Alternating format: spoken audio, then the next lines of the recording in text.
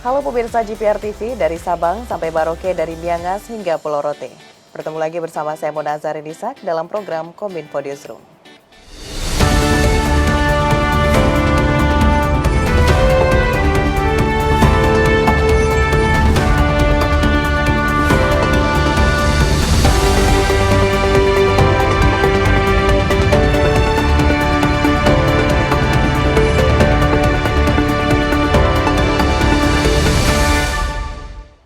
Pemirsa, kita ke informasi pertama. Bantuan sosial dari pemerintah bagi masyarakat penerima manfaat sejatinya bertujuan memperkuat daya beli masyarakat dan merupakan langkah mitigasi kenaikan harga pangan. Pembagian bantuan sosial dari pemerintah dalam sepekan terakhir bukanlah hal baru. Sejak 2023, pemerintah telah banyak menyalurkan bansos beras kepada masyarakat. Menanggapi multitafsir bantuan sosial pemerintah kepada masyarakat penerima manfaat, Presiden Joko Widodo menegaskan bahwa penyaluran bantuan sosial bertujuan menjaga daya beli masyarakat dan sebagai bentuk mitigasi pemerintah akan kenaikan harga pangan yang hampir terjadi di banyak negara. Fenomena iklim El Nino menjadi contoh nyata bagaimana kekeringan panjang berimbas pada naiknya harga pangan dunia. Demi menjaga daya beli masyarakat, pemerintah memberikan bantuan sosial beras dan bantuan langsung tunai kepada banyak masyarakat. Penyaluran bansos juga telah melewati mekanisme persetujuan dari seluruh fraksi partai politik di DPR, yang dimana pemerintah tidak bisa memutuskan hal tersebut secara mandiri. Yang pertama ya kita tahu ada kenaikan harga beras di seluruh negara, bukan hanya di Indonesia saja. Pertama. Yang kedua, kita ingin memperkuat daya beli rakyat yang di bawah. Dan itu sudah dilakukan, misalnya bantuan pangan beras itu sudah sejak September. BLT itu karena ada El Nino, kemarau panjang. Sehingga juga ini untuk memperkuat daya beli masyarakat, sehingga diperlukan. Mengawali kunjungan kerja di Sukoharjo, Presiden Joko Widodo membagikan bantuan program Indonesia Pintar kepada 1.000 pelajar di Kabupaten Sukoharjo, Jawa Tengah. Bantuan diterima dari pelajar tingkat SD hingga SMA.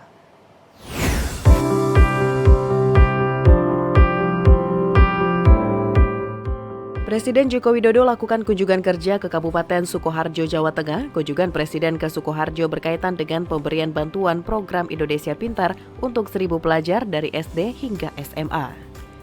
Bantuan PIP tersebut diserahkan secara simbolis oleh Presiden di Gor Bung Karno. Nominal besaran bantuan yang diterima para pelajar bervariasi bergantung pada tingkat pendidikan. Para pelajar SD menerima bantuan sebesar Rp450.000, siswa SMP menerima bantuan sebesar Rp750.000, dan siswa SMA menerima bantuan sebesar Rp1,8 juta. Presiden berpesan agar para pelajar menggunakan uang tersebut dengan bijak untuk membeli perlengkapan sekolah seperti buku, seragam, dan sepatu.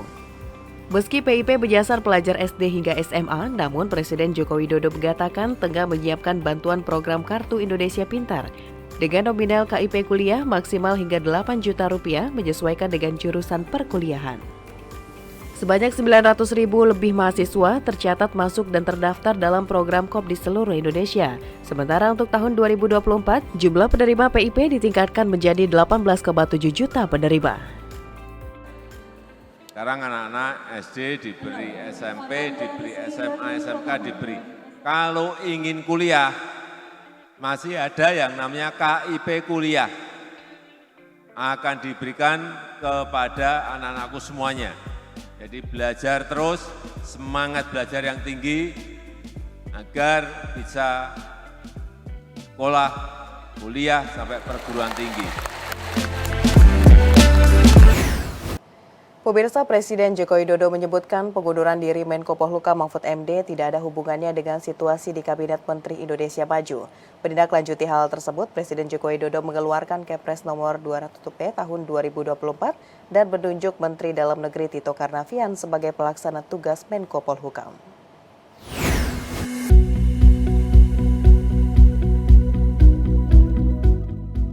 Presiden Joko Widodo telah menerima surat pengunduran diri Menteri Koordinator Bidang Politik, Hukum, dan Keamanan Mahfud MD pada Kamis 1 Februari. Menindaklanjuti hal tersebut, Presiden Joko Widodo telah menaikkan surat keputusan Presiden tentang pemberhentian Mahfud MD sebagai Menteri Koordinator Bidang Politik, Hukum, dan Keamanan. Kepres dengan nomor 20/P tahun 2024 itu ditandatangani pada Jumat ini. Pada Kepres yang sama, Presiden menunjuk Menteri Dalam Negeri Tito Karnavian sebagai pelaksana tugas Menko Polhukam. Sebagaimana keputusan Presiden tersebut, Tito Karnavian akan menjadi PLT Menko Polhukam Kabinet Indonesia Maju periode 2019-2024 sampai adanya Menko Polhukam definitif. Presiden Joko Widodo saat ditemui usai meresmikan pembukaan Kongres ke-16 GP Ansori menyatakan, pengunduran diri Menko Polhukam Mahfud MD tidak ada hubungannya dengan situasi di Kabinet Menteri Indonesia Maju. Lebih lanjut, Presiden Joko Widodo menegaskan bahwa tidak ada masalah dalam Kabinet Indonesia Maju pasca mundurnya Mahfud MD, di mana menurutnya para menteri masih bekerja dengan baik di Jakarta maupun di daerah. Presiden menyebut keputusan Menko Polhukam mengundurkan diri tersebut merupakan hal yang wajar dalam sistem politik. Kabinet biasa-biasa saja, nggak ada masalah. Biasa-biasa saja, nggak ada masalah. Yang kerja, yang kunjungan ke daerah, saya pun juga sama, dan rapat di Jakarta, dan kunjungan ke daerah, kadang ada undangan seperti pagi hari ini. Beralih ke informasi lainnya pemirsa, Menteri Koordinator Bidang Perekonomian Erlangga Hartarto dalam kunjungan kerja ke Sulawesi Selatan mengajak Pemprov dan masyarakat untuk mendorong peningkatan ekonomi di sektor manufaktur dan hortikultura. Erlangga menilai angka pertumbuhan regional Pulau Sulawesi dapat tumbuh cukup baik. Dalam rangka membahas perkembangan perekonomian regional, Menteri Koordinator Bidang Perekonomian Erlangga Hartarto melakukan pertemuan dengan penjabat Gubernur Sulawesi Selatan, Bakhtiar Baharudin, dan jajaran pimpinan di tingkat kabupaten kota. Erlangga menuturkan sektor manufaktur, hortikultura, hingga agrikultur di Sulawesi Selatan dan Sulawesi Tenggara berkontribusi terhadap pertumbuhan positif perekonomian di wilayah Sulawesi. Oleh karenanya, ia berharap perekonomian di Sulawesi Selatan bisa terus ditingkatkan, salah satunya dengan memberikan permintaan dari masyarakat untuk meningkatkan alokasi dana kredit usaha rakyat. Erlangga sepakat atas usulan Pemprov Sulawesi Selatan untuk menambah kota KUR sebesar 30 triliun rupiah agar masyarakat dapat merasakan bantuan modal dari pemerintah dengan suku bunga rendah. Tetapi tentu ini kontribusinya Sulawesi Selatan, Sulawesi Tenggara terkait dengan hilirisasi. Oleh karena itu, Sulawesi Selatan tentu diharapkan bisa mendorong sektor manufaktur, hortikultura, agriculture, dan juga mengapresiasi inisiasi yang dilakukan Gubernur.